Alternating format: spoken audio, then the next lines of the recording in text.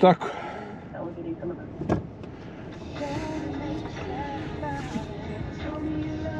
Znači, ljudi, što da vam kažem, šoferski život u Kanadi nije nimalo lak. Putuje se, vjerujem da ste to imali priliku da vidite na YouTube-u, mnogo ljudi snima svašta nešto snima.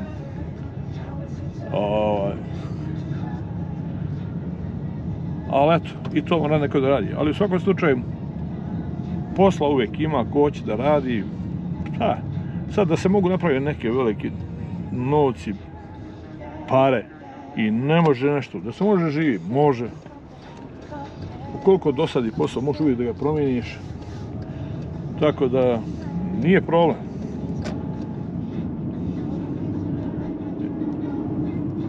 Ljudi, šta da vam kažem još nešto.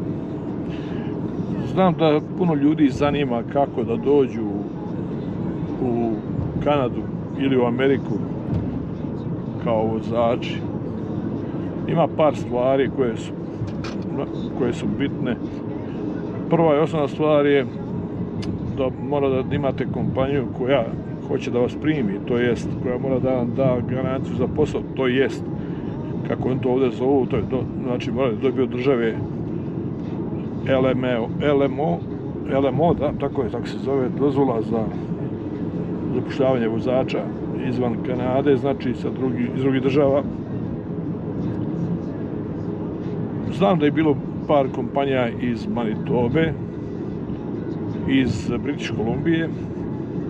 U Ontariju jednostavno mislim da to ne može da prođe, ne znam zašto, valjda previše ovdje ima i vozača i ljudi i šta ja znam, da oni pokušavaju da to daju u druge provincije.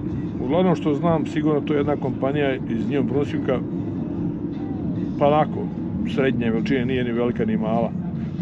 Zove se Air Motor Expressway, oni zapošljavaju ljude, ali nije to tako baš ni jednostavno, recimo, da bi vi dobili taj LMO.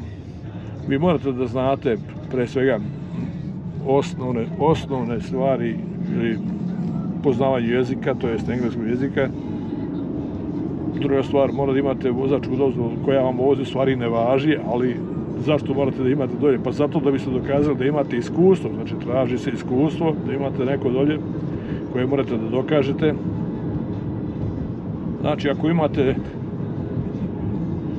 iskustvo, recimo najmanje mislim 2 godine da traže iz Europe, da znate engleski, ajdemo reći, da neke osnovne stvari. Ne pričam sada o papirima za Kanadu, to je nešto drugo, gdje se traži neko veće poznavanje jezika, ali ovo je osnovne neke stvari, s tim što ukoliko bi došli u Kanadu, morali bi da polažete ponovo vozački ispit za kamion, što više nije tako ni jeftino. Nekada se to moglo uraditi jako brzo, čak za nedelju dana čovjek koji zna da vozi, znači ovdje prođe par sati sa ovim privatnim autoškolama, da im pokažu pravila, jednostavno te nauče u školi šta se traži na ispitu ovdje i položi se. Testove se može polagati čak, znam da ima na kompjuteru može položiti čak i na hrvatskom jeziku, znači i to može, ali mora da naučiš. Tako da to je petljanje, ali to uzme, sad ne znam cijenu koliko košta sad trenutno to, ali u moje doba to je mogu se da se položi za $1000, 1200, 300. Sad to ide čak i do 7-8 hiljada, ali mislim da može se završiti za 5000. I onda šta vam još treba? Treba vam neki novac za početak od čega ćete da živite. Pa, znači, treba vam za vozačku 5-6 hiljada, treba vam za stan. Ajmo reći da ćete dijeliti s nekim stanom, znači za sobu uzmete $1000 mjesečno, hrana isto tako minimalno $1000.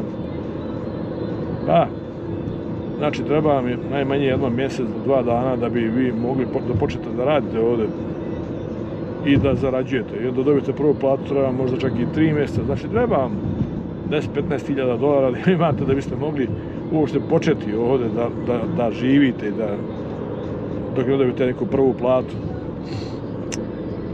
Druga stvar, ne možete ni očekivati da ćete dobiti neke pare u početku. Bez obzira na vaše iskustvo, dolje da imate 20 godina ovdje, a niko neće platiti to kao da će vam neku početnu platu.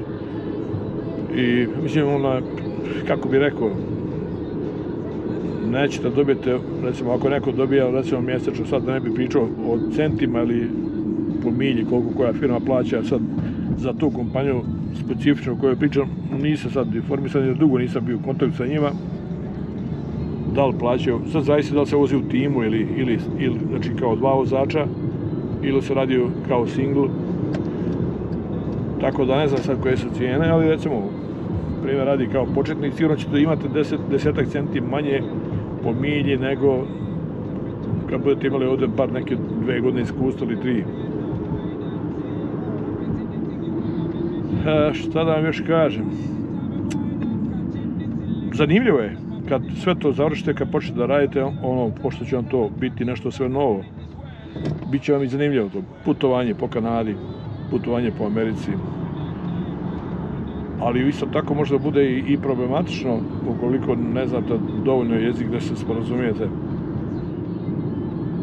Primjer radi, kad to liste na granicu, kad vas pitaju ko si, šta si, odakle si, zašto si došao, kad si došao, šta voziš, gdje ideš i tako te stvari. Dosta toga. Znači, onda tu može da bude čak i problema. Pa da, evo ja znam čovjeka, poznam ga lično, koji je radio u Americi i došao je na jednu, oni to zovu u država Wyoming, zove se Port of Entry, znači jedna policijska vaga i uglavnom kad su upaljena svjetla moraju svi kamioni da skreću, mada sad su oni uveli neku elektroniku, ima se u kamionu na šofer šajbi i ako im upali tu zelenu lampicu onda ne moraju da izađu na taj Port of Entry. U ona doba to nije ni bilo, znači morali su svi, kad upaljena svjetla, znači ispred te vage, morali su da izađu svi i recimo, i onda šta, parkiraš na parkingu, doneseš knjige, to jest dokumente, kamiona, prikolice, robe, šta voziš i onda te onaj policajac pita neka pitanja. Gdje ideš, šta voziš, tako te stvari. Znam čovjeka koji nije znao da beke, samo im je dao papir, oni ga počeli da ispituju i on samo rekao no English. Kad je rekao no English, oni su mu vjerojatno ispričali cijelu priču, pošto ne može da ti kaže sve kako su na njemu govorili, jer ne zna, ali zna da su mu dali testove iz engleskog jezika i dali su mu 45 minuta da to treba da riješi, nekih 5 stranica, nekih kojekakvih pitanja i primjera gdje on treba da ispiše pitanja i odgovori, pa zaokruži da vidi da li razumije, pa nešto da ispiše neke primjere, sentence ili već šta. I na kraju on je samo to gledao listu stranice, te je gledao i onaj policajac s strane vreme obiđe, pogledao, ništa ne radi i samo kad je prošlo 45 minuta pokupio mu je papire one i zovno njegovu firmu i rekao je firmi da pošalju drugog čoveka. Ovom su čovjek suspendovali vozačku dozvolu za tu državu, Wyoming, u Americi. I on, znači, nije imao više vozačku dozvolu, njegova vozačka dozvola više nije važila u toj državi. I onda su došli ljudi, poslali su iz firme tim jedan, znači 2 vozača u jednom kamionu i jedan je izašao sa njim, sjeo u njegov kamion i izvezli. I onda je, kad su izvezli iz te stvari, nisu on čak po pravilu, on ne smio da vozi taj kamion dok ne izađe iz druge države. Međutim, on je čini se s te vage, možda 20-30 km, onaj šofer je prešao onaj kamion s kojim je došao, a ovaj sjeo je nastavio. Ali više nikad nije ušao u tu državu i obilazio je stalno i uglavnom da je izbjegavao i tu eriju. Nije više to radio. Znači, može da se napravi problem. To je eto jedna priča, a ima ih dosta. Eto, to bi bilo za sada u ovom videu toliko, pa vidjet ćemo, ako budete bili zainteresovani, budete imali neki pitanja, pišite komentare i to je to. Da sad toliko, čao.